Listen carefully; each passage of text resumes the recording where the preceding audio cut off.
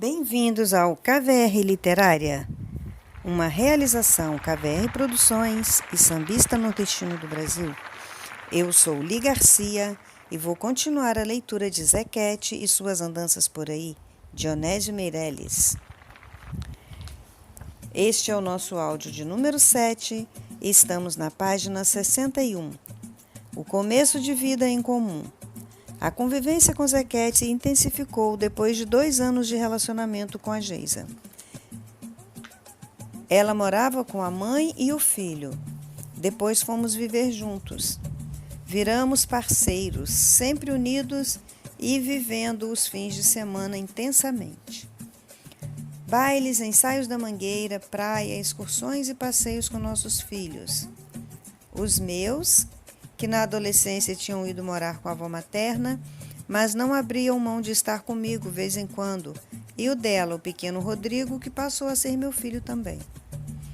No início da nossa convivência, fomos morar no bairro de Fátima. Uma delícia ir a pé para a empresa, já que trabalhava na Avenida Presidente Vargas, no centro do Rio de Janeiro. A Lapa ainda não era essa efervescência de hoje, mas havia muitos bares com música ao vivo pelos arredores e nos finais de semana sempre procuramos frequentar um barzinho assim. Por ali muitas meninas circulando, pois exerciam sua profissão na área de prostituição sobrevivendo. Passamos quase 2 anos morando lá, mas não aguentamos a frieza dos vizinhos. Nem no elevador respondiam ao nosso bom dia. Diferente do Engenho da Rainha, onde nos cumprimentam e são capazes de arrombar sua casa ou apartamento se souber que alguém está sozinho e passando mal. Lembrando ainda da Lapa, o resgate cultural dela, segundo Ivan Milanês, se deve muito a ele, Marquinho de Oswaldo Cruz e Renatinho Partideiro, que ainda na década de 1990, iniciaram um movimento de resgate, criando uma roda de samba nos Arcos da Lapa, ali nós, participando alegremente, acompanhando os sambas cantados por grandes e consagrados compositores. Zequete vinha de São Paulo para participar e quando cantava a voz do morro, nossa, era um êxtase coletivo.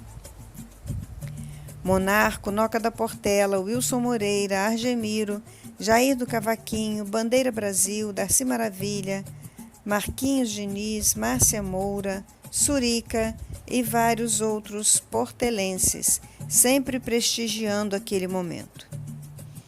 Nelson Sargento, Guilherme de Brito, Delcio Carvalho, Roberto Serrão, Luiz do Império, Que Maravilha, e vez por outra, Dona Ivone Lara. Todos com o mesmo propósito. O imperiano Ivan Milanês, com sua companheira romana, tinha uma barraca de caldos ali no pedaço e quem quisesse uma geladinha também era servido. Além deles, havia outras barracas com a mesma finalidade de venda, mas com outro tipo de comida, como peixe frito, pastéis, churrasquinhos. Muitos camelôs vendendo cervejas e, no final, todos se davam bem devido à grande procura. Uma multidão se divertindo, mas ávida por comer e beber. A Lapa ficava pequena para esse evento. Ainda não havia nenhuma casa de samba por ali.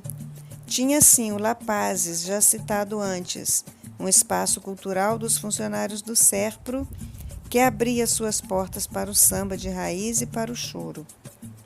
O Monarco da Portela era o responsável pela roda de samba semanal, sempre às quarta-feiras. E acompanhado por músicos portelenses, ele recebia vários sambistas e tinha um público bem fiel. O Wilson Moreira, Jair do Cavaquinho, Roberto Serrão, Dércio Carvalho, Nelson Sargento, Guilherme de Brito, Darcy da Mangueira, Roberto Serrão, sempre presentes, não só lá, mas em outros eventos de samba.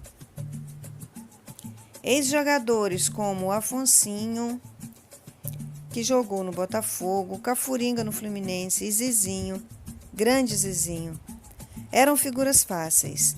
Zizinho então era fã de Wilson Moreira e sabia que o encontraria lá. O samba só começava depois de uma hora de chorinho. Não só lá, mas em outras rodas de samba naquela época era assim. Havia um grupo de mulheres, roda de saia, que também se apresentava. A cantora principal desse grupo, hoje em carreira solo, é a consagrada Ana Costa, uma das preferidas da Lapa.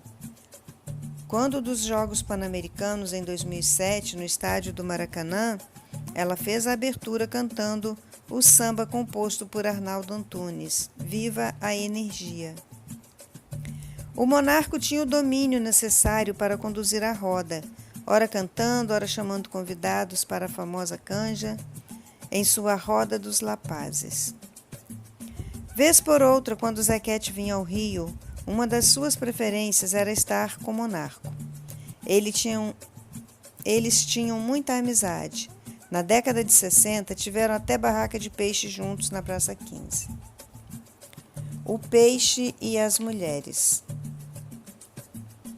Peixe e frutos do mar eram a preferência de Zequete em qualquer almoço que ele fizesse no seu apartamento no bairro da Consolação, em São Paulo. O prato era esse. O convidado que não gostasse de peixe se dava mal. Numa dessas peixadas, um fato inusitado aconteceu e é para rir mesmo.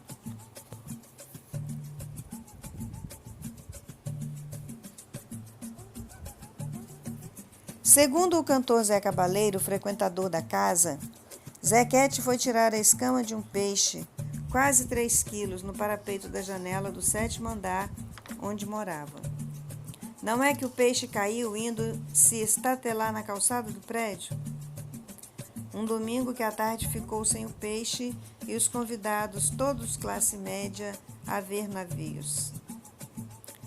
Nas rodas de samba do Lapazes, comandadas por Monarco, graças a Zequete, pai da Geisa, sempre tínhamos um lugar privilegiado para sentar. E ele era muito assediado por antigos fãs, homens e mulheres, muitos convidando para ele ir a festas ou churrascos em suas casas. Mas nessa época ele ainda morava em São Paulo. E na segunda-feira ele retornava, pois sempre havia shows para fazer lá, pelo estado ou na própria capital, com seu filho Zé Carlos fazendo a produção. Lá ele tinha músicos fiéis, sempre o acompanhando. O comando era do violinista Ronaldo Raiol, irmão do cantor Aguinaldo Raiol. Não ficávamos sem vê-lo muito tempo, porque, como já dito antes, o filho Zé Carlos conheceu uma paulista e mais tarde foi morar com ela. Zequete, com quase 70 anos, já apresentava graves problemas de saúde e, para não ficar sozinho, ele colocava dentro de casa pessoas que mal conhecia e que muitas vezes se aproveitavam dele. Mulheres, então, coitado, ele não podia ver um rabo de saia. Era doido por novinhas, mas isto se explica.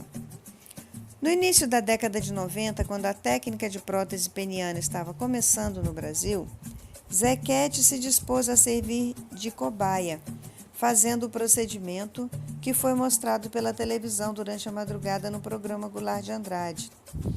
Em entrevista, ele declarou que estava colaborando com a ciência e ainda aconselhou os que tinham impotência a segui-lo.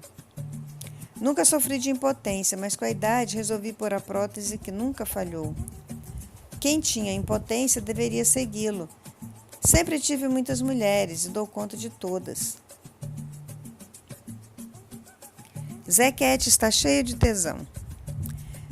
De pinto reformado, ainda com dores, mas feliz da vida, porque vou viver outra vez, disse Zequete com exclusividade ao Notícias Populares que voltou também o tesão pela música, porque voltou a alegria de viver. Ele não transava há 3 anos, desde que me separei de minha mulher, Maria das Graças. As moças vinham aqui no apartamento, eu tentava, mas quebrava a cara, confessou, caindo em contradição com o que tinha dito anteriormente. Zé foi operado pelo médico Alfredo Dones Romero na Clínica de Doenças Circulatórias da Rua Caraíbas, 1234. O Dr. Alfredo introduziu 2 hastes de silicone no pênis do artista e ele nunca mais teria problemas de impotência sexual.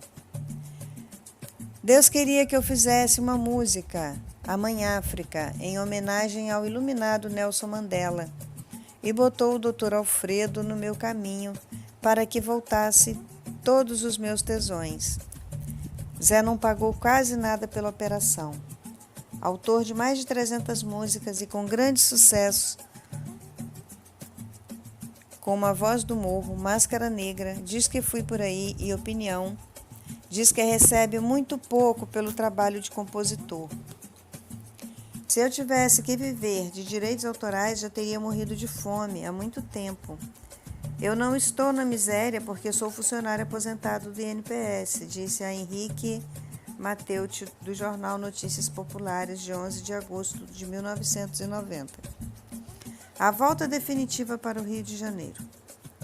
Após o Carnaval de 1995, ele veio definitivamente morar no Rio de Janeiro. Geisa começou a administrar o dinheiro do pai, alugou um apartamento para ele no bairro de Pilares e contratou uma pessoa de confiança como cuidadora. Depois de uns 2 meses, ele recebeu a visita do cantor e violinista Ibis Maceió, nordestino radicado em São Paulo e amigo do Zé. Este ficou um tempo aqui no Rio de Janeiro, fazendo companhia a Zequete. Além de cantar, é um ótimo violinista, e a música na casa do Zé não parava. Maceió, já integrado ao Rio de Janeiro, também saía muito com o pai da Geisa.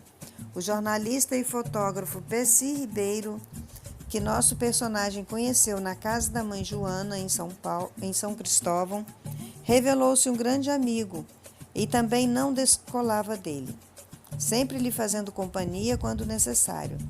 Nessa época, Pessi Ribeiro tinha uma namorada que também gostava muito de samba, a bióloga Fátima. Depois de um ano em Pilares, Zequete mudou-se para um apartamento de frente ao nosso, onde podíamos cuidar dele melhor e onde constantemente tínhamos uma roda de samba. Uma vez por mês, as rodas de choro e de samba passaram a ser costumeiras no conjunto dos músicos. Músicos como Osvaldo Cavaco, Guaraci Sete Cordas, Daniel Neves, Índio e seu Cavaco, Macarrão e Leonildo, Dobrando a Esquina, Democráticos de Guadalupe, comandados por Elinho e Irapuã, são músicos que, alternadamente, enriqueciam o nosso movimento musical. Constante também eram as presenças de Nelson Sargento com a esposa Ivonete, o Wilson Moreira com a dedicada esposa Ângela Lenzi, Délcio Carvalho, Darcy da Mangueira, Noca, Roberto Serrão, Flávio de Oliveira, Guilherme de Brito, Pessi Ribeiro, Valdir Mandarino e sua esposa Nadir e muitos outros sambistas. Amigos fiéis a Zequete, como Renato Fialho, Geraldo da Rio Tu, Edinaldo Souza e José Carlos Neto, além de Janjão, também gostavam de frequentar as rodas de samba nas tardes de sábado no conjunto dos músicos. Que saudades desse tempo! Nós vamos ficando por aqui. Estamos na página 69.